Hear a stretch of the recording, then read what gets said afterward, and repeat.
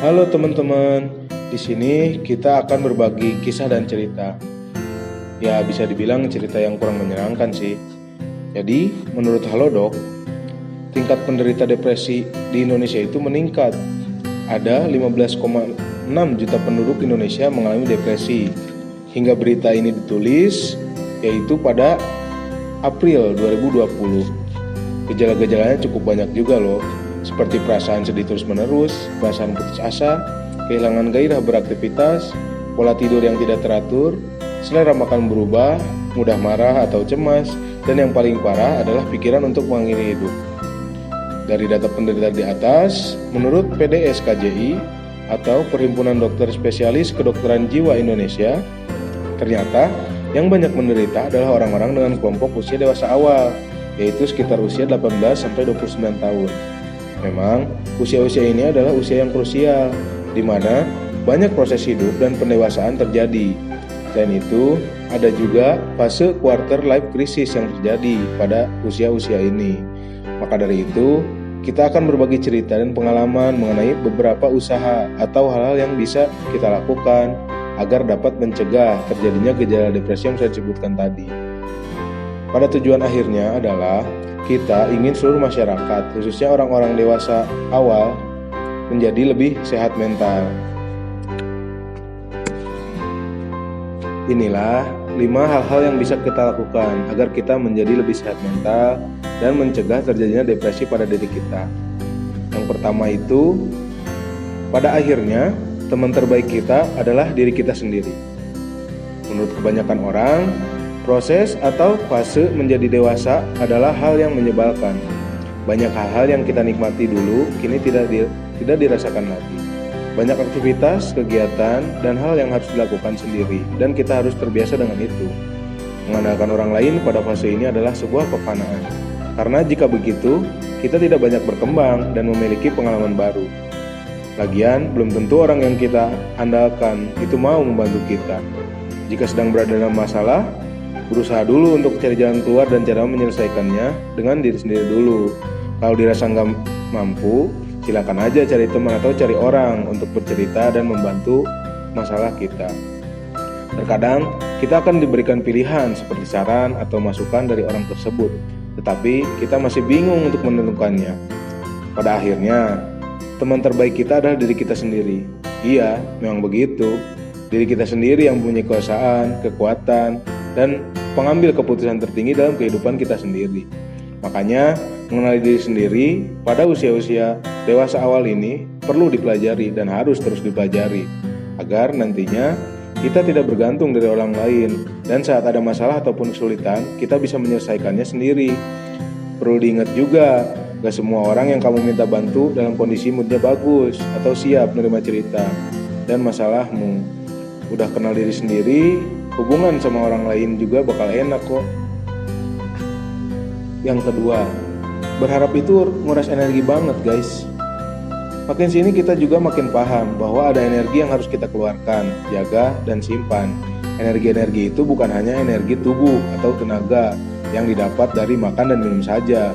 Ada juga energi diri yang kaitannya dengan jiwa dan mental kita.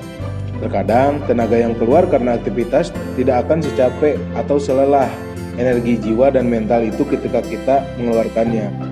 Usia kita sekarang memang kita dipaksa untuk betul-betul mandiri dan banyak hal dilakukan tanpa campur tangan orang lain. Apalagi berharap bahwa orang yang menolong kita akan sesuai ekspektasi kita. Karena berharap itu nguras energi banget guys. Tanpa disadari, kita sering berharap kepada orang lain untuk bisa berperilaku dan bersikap seperti apa yang kita inginkan. Ekspektasi aja terus. Misalnya, kita berharap keluarga, teman, atau pacar kita untuk berperilaku A, sedangkan pada kenyataannya mereka berperilaku E. Ketika semua itu berjalan tidak seperti apa yang diinginkan, itu akan menguras energi kita, bikin kita lelahnya double, lelah fisik iya dan juga lelah mental. Mengutip pada kata salah satu tokoh penting di agama Islam, yaitu jangan pernah berharap kepada manusia. Gitu guys. Yang ketiga, beneran butuh kata semangat. Nah, keinginan kita, setiap dalam masalah itu ada solusi dan ada orang lain yang menemani. Tapi keinginan tetaplah keinginan. yang seringnya tidak sesuai ekspektasi atau tidak tercapai. Saat kondisi dalam masalah, tentunya butuh menenangkan pikiran. Tiap orang punya gaya dan cara masing-masing dalam menghadapi masalah. Ada yang langsung cari solusi, ada yang break sejenak dari masalah itu, ada yang mencari bantuan, dan ada juga yang lari dari masalah. Makin dewasa, makin banyak pengalaman dong. Memang yang lebih baik masalah itu diselesaikan dan dicarikan solusi sendiri. Selain efektif, itu juga bisa membantu orang lain dengan tidak menambah masalah mereka dengan cerita kita. Namun, kadang kita butuh semacam dukungan dari orang-orang di sekitar. Tetapi, orang-orang di sekitar kita sekarang kebanyakan akan ngasih semangat dan motivasi, yang sebenarnya kita tahu akan hal-hal yang disebutkan oleh orang-orang itu. Seiring waktu, kita berpikir, sebenarnya kita tuh beneran gak sih butuh kata semangat itu? Karena kita merasa bahwa kata-kata orang sekitar itu nantinya akan tidak terlalu bekerja gitu. Karena keputusan dan sikap yang dilakukan sebelumnya ada di tangan sendiri. Jadi sendiri juga bisa kali. Yang keempat, jangan malu ya. Kini zaman makin canggih, namun masalah pun kian bertambah. Ada istilah modern life, modern problem. Memang begitu adanya. Apalagi di usia kita, dewasa awal gini. Dunia yang kita rasakan 5-10 tahun ke belakang itu sangat jauh berbeda. Pasti, sudah sangat pasti. Kalau disuruh milih, kita akan milih kembali ke masa kanak-kanak tanpa pesatnya kemajuan teknologi seperti saat ini. Kita akan merasa banyak sekali masalah, insecure, tidak nyaman, lelah, dan banyak hal ketika kehidupan sekarang banyak hal dilakukan dengan adanya kemajuan dan kelancaran internet serta media sosialnya. Masalah mental juga perlu kita perhatikan guys. Kita perlu pintar-pintar jaga diri sendiri ya. Kalau perlu bantuan, hubungi orang terdekat dulu aja. Kalau kita merasa tidak ada orang yang sreg atau diajak bercerita, coba cari profesional seperti psikolog atau psikiater. Jangan malu-malu, karena profesional tidak akan menjudge atau berperilaku yang seperti kita bayangkan. Jika merasa tidak baik-baik saja dan butuh pertolongan, jangan pernah dipendam.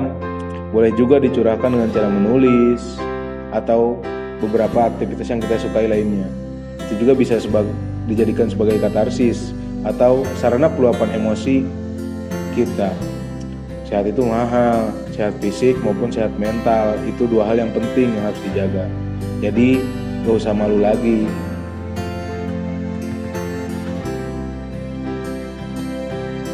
Yang terakhir, berani berkata tidak. Nah ini yang paling penting juga. Kita sangat berhak dan punya kuasa penuh atas diri kita sendiri. Kita juga berhak menentukan sikap atau perilaku terhadap orang lain. Banyak dari kita yang mungkin adalah orang-orang yang sifat gak enakan. Meskipun sepele, tapi kalau terus-terusan bisa bikin capek dan gak sehat juga loh. Coba aja deh, berani berkata tidak.